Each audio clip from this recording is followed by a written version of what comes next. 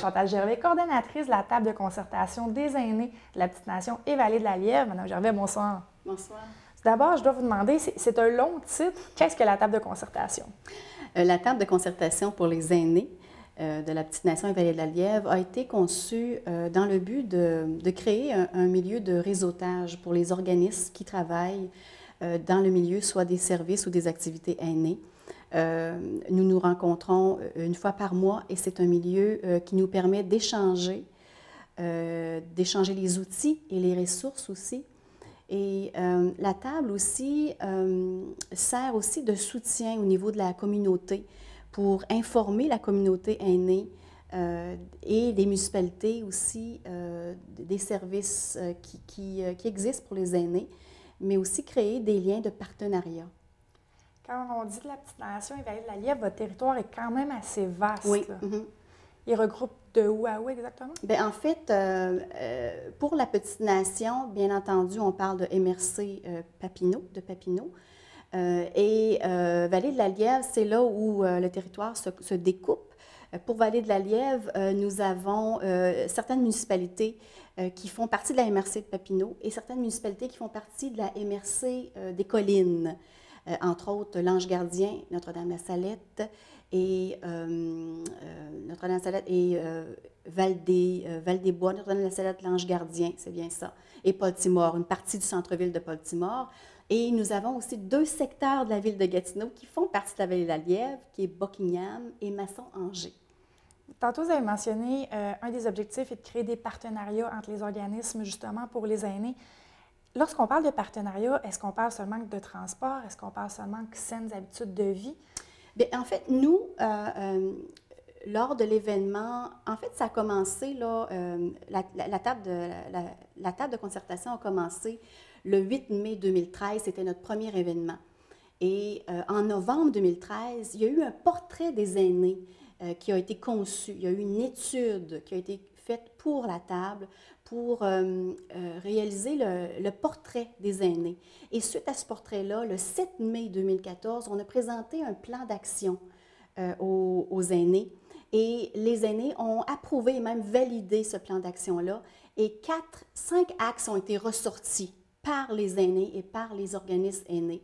Donc, on parle de transport, milieu de vie, saines habitudes de vie au niveau des activités et loisirs et la sécurité alimentaire. Et la 5e axe, elle est transversale dans tous les 4 autres, c'est briser l'isolement. Donc, en ce moment, le plan d'action est pour 2014 à 2017 et ce sont les 5 axes qui seront travaillés avec les communautés pour le moment.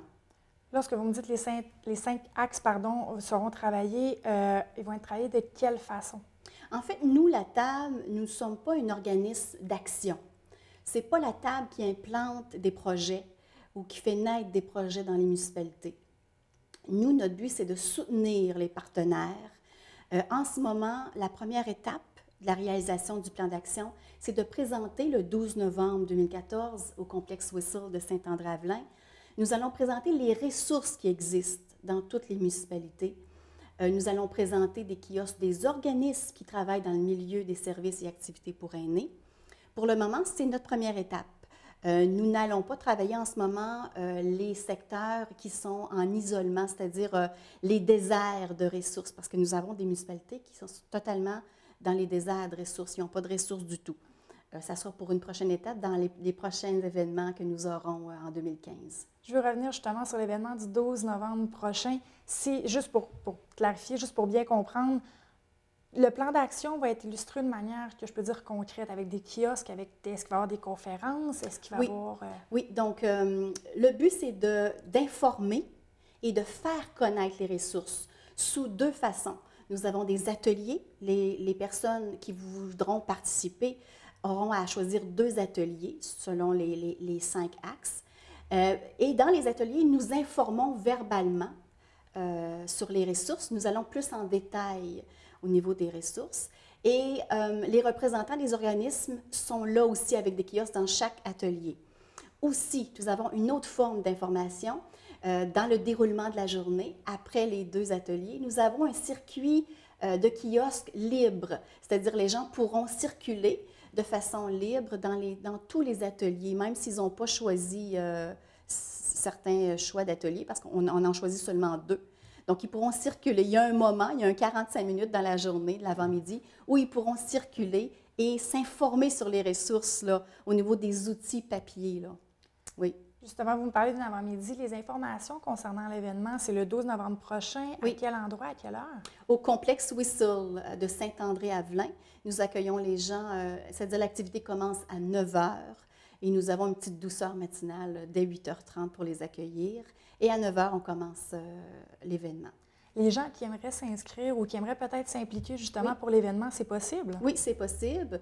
Donc, vous communiquez avec moi comme coordonnatrice de la table de concertation au 281-819, le 281-4343, le poste 104.